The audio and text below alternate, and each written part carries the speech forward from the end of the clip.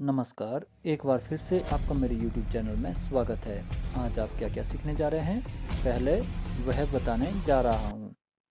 सबसे पहले आप वृत्त सीखेंगे। वृत्त कैसा होता है, परिभाषा, वृत्त के केंद्र के बारे में जानकारी, वृत्त की त्रिज्या, परिधि और क्षेत्रफल, वृत्त की जीवा,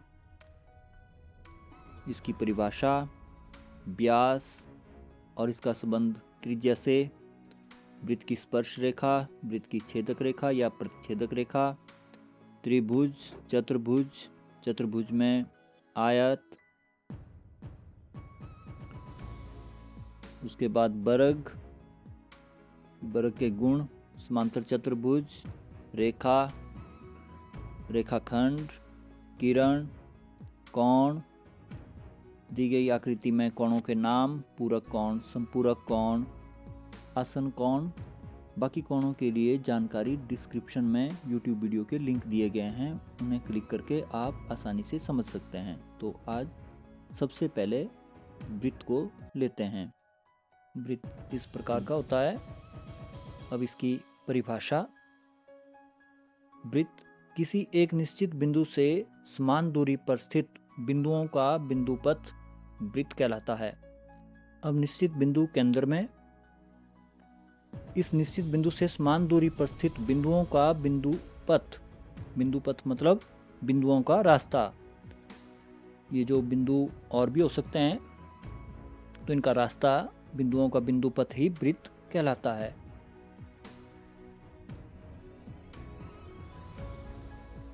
आगे वृत्त का केंद्र, जैसा कि मैं पहले ही बता चुका हूं, वृत्त का केंद्र अर्थात सेंटर O है, ये वृत्त का केंद्र होता है। अब त्रिज्या, वृत्त की त्रिज्या, इसे हम R से बताते हैं। इसकी परिभाषा, वृत्त के केंद्र से वृत्त पर स्थित किसी बिंदु तक की लंबाई या दूरी को त्रिज्या कहा जाता है। अब वृत्त के केंद्र से वृत्त पर स्थित किसी बिंदु तक की लंबाई या दूरी, ये दूरी क्या है? R, इंग्लिश का रेडियस शब्द से लिया गया है, ये R। वृत्त की परिधि और क्षेत्रफल, वृत्त के घेरे की लंबाई परिधि है, जबकि जामुनी रंग का भाग जो आपको दिखाई दे रहा है वह क्षेत्रफल है। परिधि की परिभाषा, परिधि वृत्त के घेरे की लंबाई परिधि कहलाती है। इस घेरे की लंबाई को क्या बोलेंगे हम? वृत्त की परिधि। परिधि का फार्मूला ये होता है 2 पाई r, और क्षेत्रफल निकालना हो तो इसका सूत्र होता है पाई r स्क्वायर। ये त्रिज्या है। अगर हमें त्रिज्या पता है तो इस त्रिज्या की कीमत भरने पर हम परिधि ज्ञात कर सकते हैं। इसी प्रकार क्षेत्रफल ज्ञात कर सकते हैं। पाई की वैल्यू बाई/7 भरेंगे और r की जगह जो भी कीमत दी हो या वैल्यू दी हो उसे हम भरकर क्षेत्रफल ज्ञात कर सकते हैं। तो वृत्त का क्षेत्रफल पाई r स्क्वायर और परिधि 2 पाई r। वृत्त के केंद्र से वृत्त पर स्थित बिंदु की दूरी क्या कहलाती है? त्रिज्या, और ये परिधि है वृत्त के घेरे की लंबाई। इसके बाद वृत्त की जीवा, ये जीवा है। अब इसकी परिभाषा, वृत्त की परिधि पर स्थित दो बिंदुओं को मिलाने वाला रेखाखंड वृत्त की जीवा कहलाता है। तो दो बिंदुओं को जोड़ने वाला रेखाखंड क्या है? जीवा। अब आगे व्यास, वृत्त का व्यास, ये जो रेखा है AB, ये व्यास है। अब इसकी परिभाषा, व्यास किसी वृत्त में ऐसी रेखा होती है जो वृत्त के केंद्र से निकले और वृत्त पर स्थित दो बिंदुओं को जोड़े। व्यास वृत्त की सबसे लंबी जीवा होती है। यहाँ दो त्रिज्याएं AO और OB जो कि R के बराबर है, एक समान है, तो ये व्यास है AB। दो त्रिज्याएं मिलकर के व्यास को बनाया है। अब व्यास क्या है? D बराबर है 2R। क्योंकि व्यास 2R को मिलाकर बना है तो R जमा R कितना हुआ? 2R। D डायमीटर या व्यास, D बराबर है कितना हुआ? 2R। तो व्यास किसी वृत्त में एक ऐसी रेखा जो वृत्त के केंद्र से निकले के अंदर से निकल रही है और वृत्त पर स्थित दो बिंदुओं को जोड़े। ए बी दो बिंदु हैं वृत्त की परिधि पर, इनको जोड़ रही है। आगे वृत्त की स्पर्श रेखा। अब ये आपके सामने वृत्त है, ये आपकी स्पर्श रेखा है। इसकी परिभाषा, स्पर्श रेखा वृत्त को एक ही बिंदु पर काटने वाली रेखा स्पर्श रेखा होती है। यह आपकी स्पर्श रेखा है, वृत्त को एक ही बिंदु पर काट रही है। आगे वृत्त की छेदक या प्रतिच्छेदक रेखा, ये आपकी प्रतिच्छेदक रेखा है। प्रतिच्छेदक रेखा वृत्त को दो बिंदुओं पर काटने वाली रेखा प्रतिच्छेदक रेखा होती है, जबकि स्पर्श रेखा एक बिंदु पर काटती है और प्रतिच्छेदक रेखा दो बिंदुओं पर। अब आगे त्रिभुज। तीन भुजाओं से घिरी आकृति को त्रिभुज कहते हैं। इसमें तीन भुजाएं हैं और तीन कोण बनते हैं। त्रिभुज का क्षेत्रफल ये होता है 1/2 गुणा आधार गुणा ऊंचाई, और त्रिभुज के तीनों कोणों का योग कितना होता है 180 डिग्री। वीडियो लंबी है, आप डिस्क्रिप्शन में जाएं, वहां पर अलग अलग समय दिए गए हैं। उन समयों पर क्लिक करके आप इस वीडियो से संबंधित विशेष जानकारी प्राप्त कर सकते हैं। यदि आप चैनल पर नए हैं तो सब्सक्राइब करें और लाइक करना बिल्कुल ना भूलें। इसके बाद है चतुर्भुज। चतुर्भुज में सबसे पहले लेते हैं आयत। इसमें चार भुजाएं हैं, चार भुजाओं से घिरी आकृति को चतुर्भुज कहते हैं, तो आयत भी चतुर्भुज है। अब आयत का क्षेत्रफल ये होता है लंबाई गुणा चौड़ाई। ये लंबाई है और ऊपर को चौड़ाई, तो इन दोनों को गुणा करने से क्षेत्रफल प्राप्त होता है, जो कि बीच का एरिया जो है वो क्षेत्रफल है। अब आयत का परिमाप ये होता है 2 ब्रैकेट लंबाई जमा चौड़ाई। ये बाउंड्री लाइन की लंबाई का नाम परिमाप है। परि मतलब चारों ओर, माप मतलब मापना, तो चारों ओर को जो माप है उसकी कुल लंबाई का नाम परिमाप है। तो इसका सूत्र होता है, आयत का परिमाप का सूत्र क्या है 2 ब्रैकेट लंबाई जमा चौड़ाई। अब आयत के प्रत्येक कोण की माप 90 डिग्री होती है। ये देखिए, ये 90 डिग्री का कोण बन रहा है, यहाँ पर भी 90 डिग्री, यहाँ पर भी और यहाँ पर भी 90 डिग्री का कोण बनता है। चतुर्भुज या आयत के चारों कोणों का योग कितना होता है 360 डिग्री। 90 गुणा 4 करेंगे तो 90 चौके 360। इस तरह भी आप याद रख सकते हैं। आयत के विकर्ण बराबर होते हैं।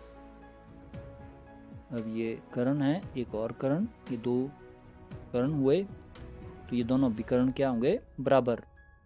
ये दोनों विकर्ण क्या होते हैं बराबर। आयत की आमने सामने की भुजाएं बराबर होती हैं। ये आमने सामने की भुजाएं क्या हैं बराबर, ये बराबर लंबाई की होती हैं। इसके बाद है वर्ग। वर्ग का क्षेत्रफल भुजा गुणा भुजा। ये जो सफेद एरिया आप देख रहे हैं, एरिया का मतलब क्षेत्रफल, तो इसे कैसे निकाला जाता है भुजा गुणा भुजा करके।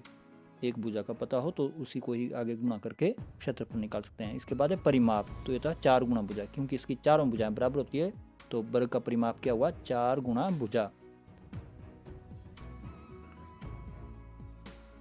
परि का अर्थ चारों ओर, माप का मतलब मापना, तो चारों ओर मापने के लिए क्या होगा 4 गुणा भुजा। यहाँ पर वर्ग के प्रत्येक कोण की माप 90 डिग्री, तो सभी जगह चारों कोणों में 90-90 डिग्री के कोण बनते हैं। चतुर्भुज अर्थात वर्ग के चारों कोणों का योग 360 डिग्री होता है। वर्ग के विकर्ण बराबर होते हैं। चारों कोणों का योग 360, आयत में भी 360 ही था, वहां पर भी वर्ग विकर्ण जो हैं बराबर थे, लेकिन यहाँ पर चारों भुजाएं ही बराबर होती हैं, जबकि आयत में आमने सामने की। अब ये है समांतर चतुर्भुज। समांतर चतुर्भुज का क्षेत्रफल आधार गुणा ऊंचाई। ये आधार हुआ और यहां से अगर कोई रेखा खींची जाए तो ये इसकी ऊंचाई।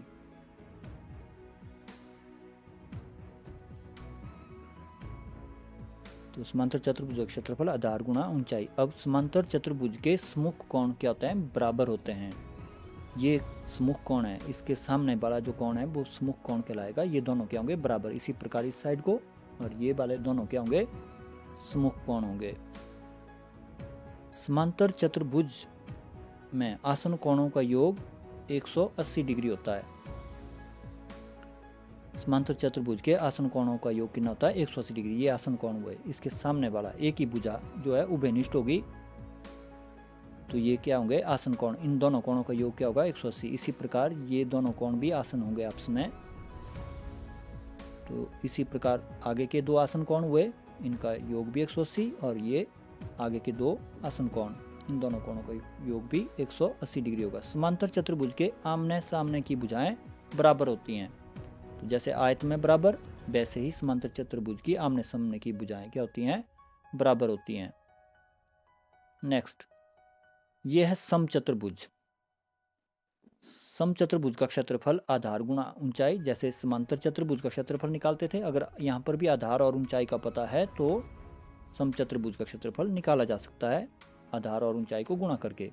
समचतुर्भुज का क्षेत्रफल, ये दूसरा तरीका इसका, 1/2 गुणा विकर्णों का गुणनफल। ये विकर्ण हुए, ये एक लंबाई, ये दूसरी लंबाई, दूसरे कोण, दो कोणों को जोड़ने से विकर्ण बना।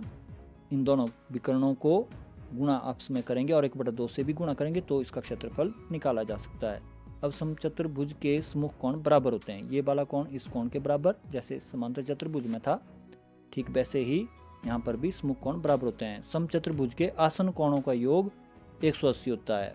तो ये आसन कोण हुए दो, इन दोनों कोणों का योग 180। इसी प्रकार इन दोनों कोणों का योग भी 180 होगा, और इसी प्रकार आगे इन दोनों कोणों का योग भी 180, और इन दोनों कोणों का योगफल भी 180 ही होगा। समचतुर्भुज की चारों भुजाएं बराबर होती हैं। जैसे वर्ग में बराबर होती हैं, लेकिन वर्ग और समचतुर्भुज में फर्क यही है कि वहां पर विकर्ण भी बराबर होते हैं, लेकिन यहाँ पर विकर्ण बराबर नहीं होते। अब आगे रेखा, किरण और रेखाखंड। रेखा, ये एक रेखा है आपके सामने। आइए इसकी परिभाषा समझते हैं। रेखा, दो बिंदुओं को मिलाने वाली एक ऐसी दूरी जो दोनों ओर अनंत तक बढ़ सके, उसे रेखा कहते हैं। दो बिंदुओं को मिलाने वाली, अब मान लो यहाँ पर दो बिंदु हैं, तो ऐसी दूरी जो दोनों ओर अनंत तक बढ़ सके। इस साइड को भी हम आगे तक बढ़ा सकते हैं, इस साइड को भी अनंत तक हम इसे बढ़ा सकते हैं। तो ऐसी दूरी को हम बोलते हैं रेखा। दो बिंदुओं को मिलाने वाली एक ऐसी दूरी जो दोनों ओर अनंत तक बढ़ सके, उसे रेखा कहते हैं। आगे रेखाखंड। तो रेखाखंड एक निश्चित दूरी है। परिभाषा, दो बिंदुओं के बीच खींची गई एक ऐसी निश्चित रेखा जो अनंत तक नहीं बढ़ सकती, उसे हम रेखाखंड कहते हैं। एक निश्चित रेखा है जो अनंत तक नहीं बढ़ सकती है, निश्चित दूरी है, दो बिंदुओं के बीच की निश्चित दूरी जो है वो, उसे हम रेखाखंड कहते हैं। दो बिंदुओं के बीच खींची गई एक ऐसी निश्चित रेखा जो अनंत तक नहीं बढ़ सकती, उसे हम रेखाखंड कहते हैं। जैसे ये 3 सेंटीमीटर की हो सकती है, 10 सेंटीमीटर की हो सकती है आदि। आगे किरण, जैसे हम बोलते हैं सूर्य की किरण, टॉर्च से निकली किरण। तो इसमें क्या अंतर है? रेखा, रेखाखंड। अब किरण के बारे में। किरण की परिभाषा, वह रेखा जो किसी एक दिशा में अनंत तक बढ़ सकती है, तो ऐसी रेखा को हम किरण कहते हैं। रेखा दोनों तरफ अनंत तक बढ़ सकती है, किरण केवल एक ही दिशा में बढ़ सकती है, एक ही दिशा में आगे तक जा सकती है। जैसे सूर्य की किरण अनंत तक जा सकती है जब तक उसमें रुकावट ना आए। अब रेखा, रेखाखंड और किरण। अब देखिए इसके दोनों तरफ तीर हैं, दोनों तरफ अनंत तक बढ़ सकती है, तो ये क्या है? रेखा। इसके बाद रेखाखंड, जिसे हम नहीं बढ़ा सकते, एक निश्चित दूरी है रेखा की, एक निश्चित दूरी, दो बिंदुओं के बीच फिक्स्ड जो डिस्टेंस है, निश्चित दूरी है, उसे रेखाखंड। अब किरण, इसे हम एक दिशा में अनंत तक बढ़ा सकते हैं, तो इसे हम किरण बोलेंगे। कोण,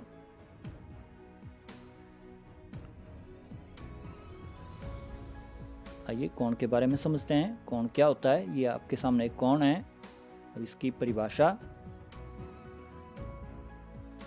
कोण किन्हीं दो किरणों या किन्हीं दो रेखाखंडों के मिलने से जो झुकाव उत्पन्न होता है उसे हम कोण के नाम से जानते हैं।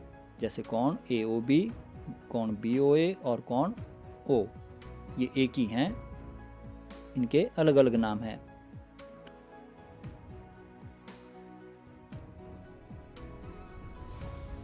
तो किन्हीं दो किरणों या किन्हीं दो रेखाखंडों के मिलने से जो झुकाव उत्पन्न होता है उसे हम कोण कहते हैं। तो ये दो किरणों या दो रेखाखंडों से क्या हो गया है? झुकाव उत्पन्न हो गया है, जो आप देख रहे हैं हरे हरे रंग का।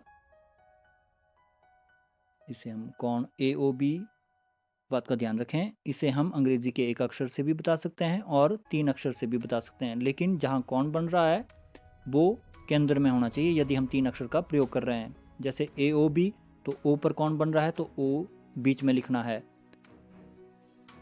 BOA में भी कोण O पर ही बन रहा है।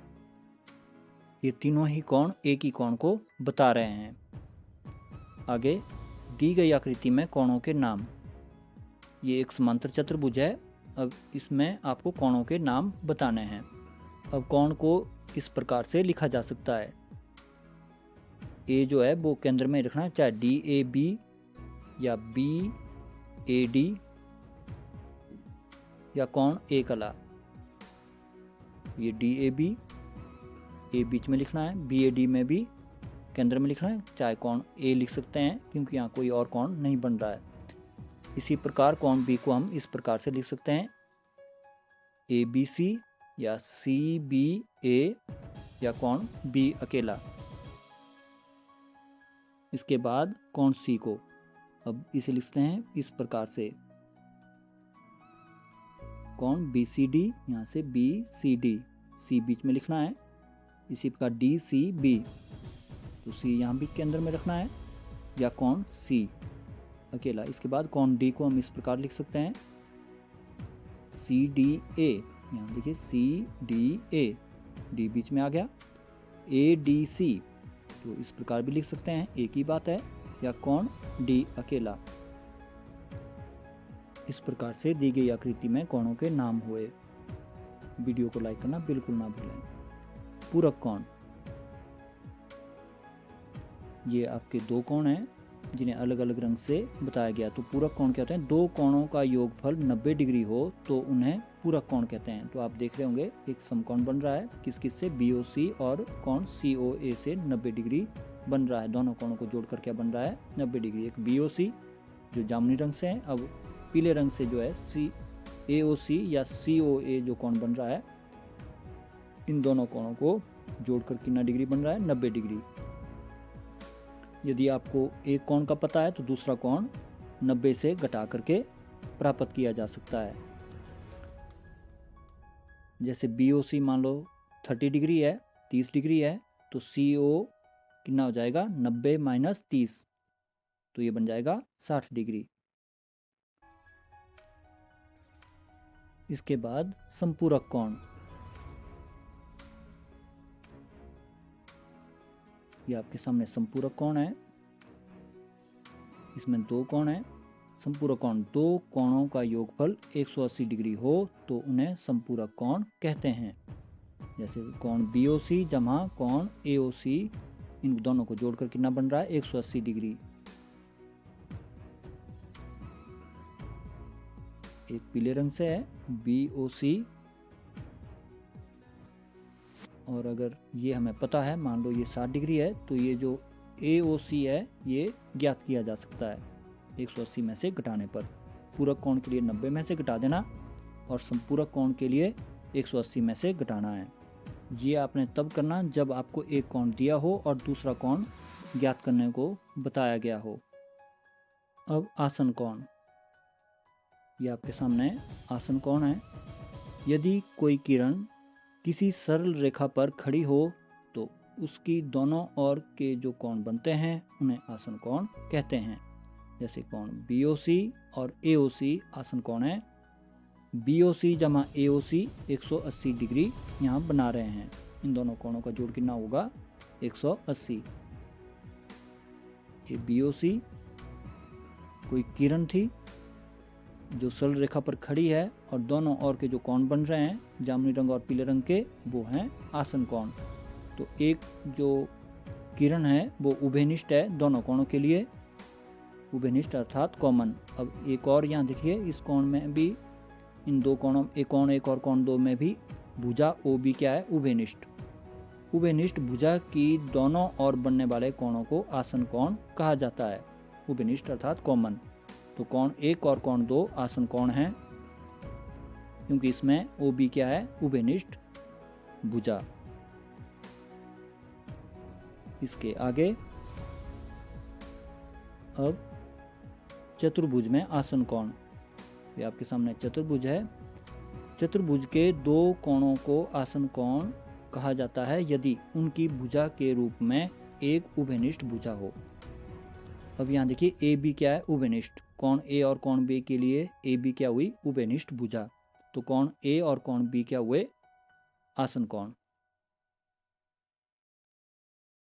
अब कोण BAD जमा कोण ABC, तो इन दोनों कोणों का जोड़ होता है 180 डिग्री। तो कोण A जमा कोण B हुए 180 डिग्री। इसी प्रकार कोण B जमा कोण C आसन कोण है, इन दोनों कोणों का योग भी 180 होगा। और कोण C जमा कोण D 180 और कोण D जमा कोण A भी 180 डिग्री होता है। इस वीडियो को यहीं समाप्त करते हैं। मिलते हैं अगली YouTube वीडियो में। अगली YouTube वीडियो देखने के लिए क्लिक करें।